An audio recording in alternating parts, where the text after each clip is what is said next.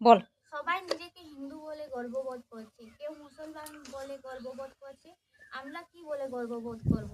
সবাই বলছে হিন্দু বাঁচাও, কেউ বলছে মুসলমান বাঁচাও। আমরা কাকে বাঁচাবো? কোনো ধর্মগ্রন্থে তো লেখা নেই ধর্মের নামে দাঙ্গা করো, কোনো ভগবান বা আল্লাহ দাঙ্গা করতে শিখায়নি। তাহলে বড়রা কার রাস্তায় চলছে? যারা দাঙ্গা করছে, যারা কাটাকাটি করছে, ওরা ভগবানের বাচ্চা বা আল্লাহর বাচ্চা নয়, তারা সবাই শয়তানের বাচ্চা। বড়দের কাছে অনুরোধ, ধর্মের নামে দাঙ্গা করা বন্ধ করো। এই দেশ সবার, তাই সবাইকে সমানভাবে শান্তিভাবে থাকতে দাও। আমাদের সবার রক্ত লাল, তাই আমাদের একটাই ধর্ম, মনুষ্যত্ব। আমরা ভাগ চাই না, আমরা সবাই একসাথে থাকতে চাই। যদি তোমরা সবাই প্রকৃত শিক্ষিত হও, তাহলে নিজেকে হিন্দু মুসলমান না বলে আগে প্রকৃত মানুষ হও। আমরা সবাই মানুষ, কারণ আমাদের রক্তের রং লাল।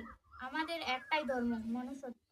বড়দের কাছে অনুরোধ, ধর্মের নামে লড়াই বন্ধ করো। সবাই ভগবান আল্লাহর রাস্তায় চলো, প্রকৃত মানুষ হও সবাই।